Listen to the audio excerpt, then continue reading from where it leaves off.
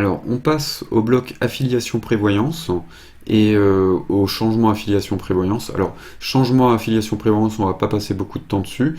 C'est si vous changez un code organisme de prévoyance, c'est pareil, et que vous l'historisez, vous aurez l'ancien code qui va s'afficher ici. Donc c'est le même principe que sur les blocs qu'on avait vus dans salarié et changement contrat. Donc on ne s'attarde pas, c'est vraiment un détail. Par contre, au niveau de la prévoyance, qu'est-ce qu'il faut faire pour qu'elle remonte correctement cette prévoyance? Alors il y a beaucoup de choses à savoir, enfin à tenir compte au niveau de la paye.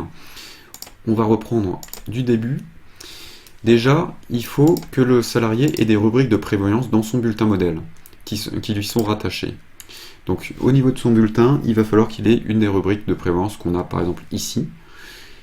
Et cette rubrique, en fait, elle est rattachée au niveau des éléments constitutifs à sa caisse de prévoyance. Sa caisse de prévoyance, qu'on retrouve dans liste caisse de cotisation, prévoyance, cette caisse-là, elle doit être rattachée aussi au niveau de liste établissement dans son établissement à lui. Dans le bouton caisse, comme c'était le cas pour l'URSSAF, ici.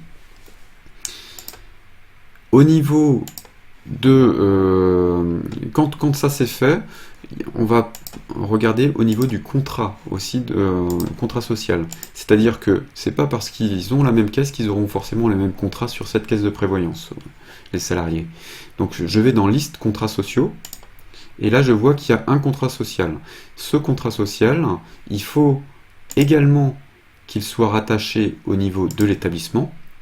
Donc si on regarde de nouveau dans l'établissement, dans contrats sociaux, on va retrouver notre contrat social ici. Et il faut également qu'il soit rattaché au niveau du salarié. Dans le salarié, si on regarde dans l'onglet contrats sociaux, on va retrouver son contrat social ici. Et c'est que avec tous ces liens, c'est que si tous ces liens sont correctement créés, pour les bonnes caisses, pour les bons contrats sociaux, pour les bonnes personnes, que ça remontera correctement au niveau de la DSN. Donc c'est un petit peu le paramétrage le plus compliqué quand on a beaucoup de contrats, je crois, au niveau de la DSN. Enfin, je pense que c'est le plus compliqué, oui.